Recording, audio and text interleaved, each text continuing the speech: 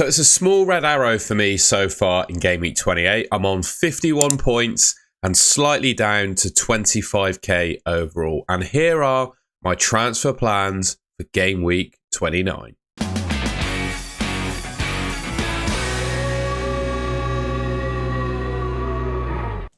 All right, let's start off by looking at how my team has gotten on so far in Game Week 28. Like I said, 51 points, 25k overall. Sales in goal, good for bonus. You know, got a decent amount of saves in that game, some bonus points and a clean sheet against Man City. I gotta say, I was not expecting Forest to actually keep a clean sheet in that game. I did think they'd get a result. You know, them getting a result against Man City at home wasn't an outrageous suggestion, but I did feel like Man City would score. So, yeah, quite surprised to see them keep a clean sheet. In fact, I'm so surprised. You can see there I benched Aina, which is a little bit disappointing, seeing he's got 6 points and the rest of my defenders all blanked. I got rid of Lewis Hall for Gabriel, and I did it last week because I was actually a little bit worried about starting Aina and Sells against Man City, but obviously I should have done because they kept a clean sheet. 3 defenders in Robinson, Gabriel and Trent. Yeah, all 3 disappointingly blanking. Arsenal they've dropped off a little bit, haven't they? And I don't regret bringing Gabriel in, but I do think he's not quite the Gabriel in terms of an FPL asset that we saw at the start of the season, like when Saka was in the team taking the corners and he was just an absolute monster from corners. I think when Saka gets back into the Arsenal team, gets back fit and back into the Arsenal team, that might transform him a little bit, which I don't think is all that far off, to be fair. We've got Anthony Robinson, who, blanked. Conceded goals, yellow card, so on 0 points. Trent, unfortunately, Liverpool conceded against Southampton. Is what it is. Bit of a mix-up as well. You've probably seen it. It was a mix-up between Van Dijk and Alisson. So, yeah, disappointing there to see Liverpool ship another goal. But I would say the points I've had from Trent in recent game weeks have been pretty good. So, 1 blank, I can't really begrudge him too much. My midfield, though, is where it starts to get a little bit, even worse, to be honest. 4 blanks from my 5 midfielders. Palmer with a blank and obviously a missed penalty. And Boomer with a blank. I think he put up 0.08 expected goal involvements against Aston Villa, which is obviously really poor. Semenyo, I think by the signs of it, if he didn't get substituted when he did in that game against Tottenham, he would have got sent off. So, I mean, I'll take just a yellow card in that one, I guess. People also saying he didn't have the best of games. And he's not been all that dangerous recently for Bournemouth either. Another blank as well for Rodgers. They did keep a clean sheet, so he got 1 point for that. To be honest, I was quite surprised to see Aston Villa keep a clean sheet against Brentford. You know, Villa have definitely not been, by any stretch of the imagination, a good defence in the league this season. I did expect Brentford to score in that one. So, yeah, I mean, I'll take a point. It is time, I think, though, for Rodgers to go. At least I do want to get rid of him. Whether I actually can sell him is another matter. Had Salah as my captain. You know, I was never really of the mind to go for Palmer. Last week, I think it was a bit closer between the two. And in some cases, I think you could genuinely make a case that Palmer could well have been a better captain than Salah. But this week, I think it was clear. You know, Salah against possibly the worst team you've ever seen in the Premier League. And Palmer in a poor run of form at the moment against Leicester, who are, I think, better than Southampton. Still got Isak to play. I mean, I think he's so highly owned in the game. It's pretty inconsequential as to what he does. But yeah, I mean, blanked. Well, blanked so far anyway. We'll see what he does against West Ham. This video will go out a few hours before that game kicks off. So yeah, we'll see how Isak does. But I think my rank is pretty settled. I think it's only Jared Bowen really that could push me. And unfortunately push me down. So yeah, if Bowen does well, I'm probably going to have another little drop. Chris Wood blanked against Man City. I mean, not the end of the world. He's been so good this season. I'll let him get away with a blank. Nothing really to talk about there on the bench, of course, apart from Aina, who scores more points when I decide to bench him. Right then, so coming up, we've obviously got a blank game week in game week 29, and I've got 5 players in my team that aren't going to play. I've got Trent, I've got Salah, I've got Rodgers, I've got Isak, and I've got Cunha on my bench. And there's no possible way that I can field 11 players without making transfers. I've got 3 free transfers and 0.2 million in the bank. And I think before I actually get into some of the individual players I'm looking at selling or individual players I'm looking to bring into my team, etc., it's probably worth talking through a longer term view of the fixtures and potentially my chip strategy as well. Because I think ultimately when you're making transfers for Game Week 29, you want to do so with your overarching like chip strategy in mind. So for me, I think my decision, I've kind of already decided what I'm going to do. I'm going to dead end my team into Game Week 29. So I'm going to build a team that works for Game Week 29 and Game Week 30. We'll get confirmation of the Game Week 33 / future double game weeks after Game Week 30's deadline. So you can't really get away with wildcarding in Game Week 30 straight away. So we've obviously got the blank in 29, which I'll dead end my team for. Then we've got a game week to get through in Game Week 30. And then we've got Game Week 31 when I'll likely play my wild card. And then after that, we've got confirmed double for Crystal Palace and Newcastle in 32. So, I can look to bring in some Crystal Palace players because right now I don't have any, particularly if I, dead end my team. And then 33, you can see there the likelihoods of double game weeks. You've got Man City and Aston Villa potentially having double game weeks as well. And then we've got blanks to deal with as well. It's looking like Game Week 34 is going to be a likely blank game week for a fair few teams. And I think, given that I'm not using my free hit in 29, I think the best opportunity to use the free hit is probably Game Week 34. And I'd probably bench boost in Game Week 33 as well. I should have added that. I'll probably bench boost in Game Week 33. So I'll use my wild card to build my team up in 31, ready for double Game Week 32, and then likely bench boost in 33. So what I've just said there should basically shape my transfer decisions. So there's a couple, I think, of major thinking / talking points around my team, and I think quite a lot of FPL managers are going to be suffering with the same.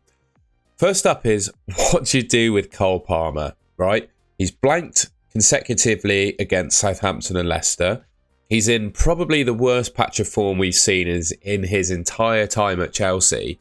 So if there's never been a bigger justification or time where it's justifiable to sell Cole Palmer, right? And I think if you're selling Cole Palmer, you're probably going to do so with the intention to potentially bring Erling Haaland into your team, right? He's got Brighton at home in Game Week 29, and I just want to show you this as well. When you look at the expected points from two sources I like to use for my captain setting or transfer decisions, Fantasy Football Hub and FPL Review, Hub on the left, FPL Review on the right. Haaland is by far and away the outstanding player for expected points. So he is the best captain for Game Week 29. I think he is the best captain as well. The question is, are the alternatives to Haaland good enough where you can get away with not bringing him in, if that makes sense? Yes, you're not going to be ideal, but it's just whether the gap is big enough. For me, just looking back at my team, I've got Chris Wood at the moment. So I think with my team as it is at the moment, the best player I can captain if I don't go for Erling Haaland is Chris Wood. And also just on Erling Haaland, I think comparatively, when you look at him next to Cole Palmer as well, he's probably better for the long term. You look at the fixtures, Brighton in 29, Leicester at home in Game Week 30, where I think there's a case where you could captain him there, or at least, it's a game that you'd want to own him for. Then I'm wildcarding in Game Week 31, but he does have potential double game week as well in Game Week 33. And those 5 fixtures we're looking at, obviously, we'll just go back to that. So Game Week 33 could well be Everton and Aston Villa, two teams who I think, just go back to the Haaland screen. So it could be Everton and Aston Villa in Game Week 33. I think those are two teams he could score against as well. So it's a really nice run of fixtures. He has just gotten off of a blank against Nottingham Forest though. But you look at the last 5 games, 5 attacking returns. It's decent numbers. He is obviously still a good FPL option, right? Yeah, it's just whether it's worth the transfer to sell Cole Palmer. Because if I sell Cole Palmer, it's not just one transfer to bring Erling Haaland in because they play in different positions. You're going to be selling Cole Palmer, selling a forward, downgrading Cole Palmer to a cheaper midfielder, and obviously upgrading your forward to Haaland. And then maybe also taking someone else out to fund it all. It's all a little bit interesting at the moment, and I'm sort of caught between two minds as to whether I do it, which sounds mad given the form that Cole Palmer's in. I'm probably I'm probably too patient for my own good in FPL, but I can just see it come in, right? Game Week 29 comes along. I sell Cole Palmer. I bring in Erling Haaland. Palmer scores a brace against Arsenal. Haaland blanks. I've got egg on my face. I can just see it happening.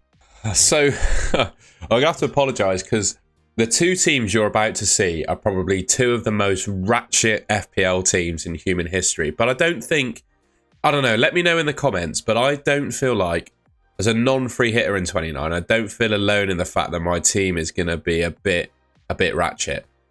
Anyway, so if I go for Haaland, this is how my team's going to look. I've got 3 free transfers, and this is how I'm going to have to play it. So I'm going to sell, if I bring in Haaland, I will sell Palmer to Justin Kluivert.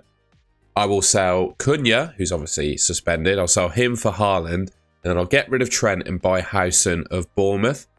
And this is how my team's going to line up. So basically, I've got to go Greaves deep off my bench. Greaves is going to have to start for me, playing Nottingham Forest. I've got Sales, Gabriel, Robinson, Aina and Howson alongside him.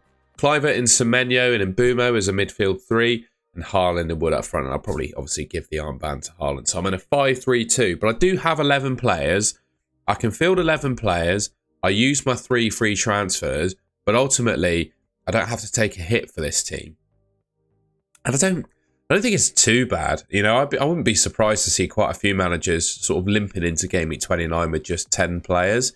It is a case, though, that I've got, well, defensive players that I don't massively expect to score loads of points. You know, I've got Gabriel, who's got Chelsea, who, you know, could keep a clean sheet against Chelsea, to be fair. Chelsea hasn't been all that good from an attacking perspective recently, particularly... I guess I'm kind of in agreement with that, with the fact that I'm selling Cole Palmer. Robinson's been poor of late as well. But I think of how my team will look in Game Week 30. I'll bench him when he plays Arsenal away, and I can just start Howson against Ipswich at home. So I guess it's not too bad. Aina and Sells, I really like having a double Forest defence. I think I'm quite fortunate, really, looking at blank Game Week 29. I was going to call it double Game Week 29 then. I'm quite fortunate looking at the Game Week because I already have 3 Nottingham Forest players. And I think that puts me in, you know, in good stead. I'm quite fortunate in the fact that I've got that. Yeah, Greaves and Howson. I'm not massively confident in Greaves, but I guess it's better than having no players. And one thing I would say on Semenyo as well, his performances have dropped in recent games. We saw Evan Nilsson come in for Dango against Tottenham, but I think with how poorly Semenyo played, there's a risk that he could get dropped, I think, against Brentford. So I'm a little bit worried about that. I think the midfield 3's fine, doesn't fill me with all that much excitement. But then again, I don't think there are all that many exciting midfielders in the game at the moment, unless I'm mistaken, other than ones from teams that are blanking. Obviously, Salah, then Haaland and Wood up front. Anyway, I'll stop monologuing about this one. This is draft number 1. I'm not saying I'm not deciding between the 2 yet, because it's not my team selection. We're early on in the week. It's my transfer plans. So this is draft number 2. If I keep hold of Cole Palmer, this is where I could potentially be going with my team. And I only have to make 2 transfers to get this team, by the way. So I have a spare transfer to roll over to next week, which could be quite useful. Or also roll over after I use my wildcard, which could help. So we've got a similar back 4. We just don't have Howson. I'm going to swap... What do I do here? I've forgotten what we're going to do here. I swap Rodgers to Kluivert. So that works quite nicely. And I swap Cunha to Evan Nilsson. So the 2 transfers that I make, basically, I bring in Kluivert for Rodgers, because they're, you know, relatively close in price. And that's funded by doing Cunha to Evan Nilsson. So that's the 2 teams I'm sort of in between at the moment. It's whether I go... Both involve triple Bournemouth, but I think if you're on your free hit, you're probably targeting Bournemouth players anyway. And they've got Ipswich in Game Week 30. So, you know, in terms of a 2-game week view, they probably do have the best fixtures. Yeah, best couple of fixtures amongst most teams. And they obviously have been really good this season. But I don't have Haaland. I would probably captain Chris Wood if I had this team as well. So, yeah, in terms of transfer plans, I think this is kind of where I'm at. I do this, have this team with 2 free transfers, no Haaland, captain Chris Wood. I use 3 free transfers, have a 5-3-2 team that looks like this. But then I do have Erling Haaland in my team, who I can captain as... who is probably on paper the best captain for 29. So, yeah, those are my transfer plans. I'm kind of, unless anything drastic happens in the week or we get injury news or whatever, this is where I'm sitting with my teams. Well, potential how my team could look. All right, well, that's the end of the video. I hope you enjoyed that and found it useful. If you did, please leave me a like rating. If you have any other suggestions for my team, I am genuinely all ears this week, because I got to say, I know the whole idea of going through a blank game week without using your wild card or your free hit or whatever, you're kind of going to have a suboptimal team. But these 2 teams do really feel quite suboptimal. So if you've got any suggestions for me as to any other transfers I can do, I'd be really grateful to hear it or read it in the comments. And yeah, I think that's everything. If you haven't already and want to see more content from me, I'd really appreciate it if you could subscribe to the Golden Goal channel. Should be just there on your screen. That just leaves me to say, and by the way, apologies, this was a bit of a rambly video, but you know, it's my transfer plans. The whole idea is I'm kind of thinking on the fly with this video in terms of what I'm going to do with my team. You know, with a decent rank that I have at the moment, hopefully people, yeah, would find that kind of thing useful. So yeah, subscribe to the Golden Goal channel, and I'll catch you in my next video.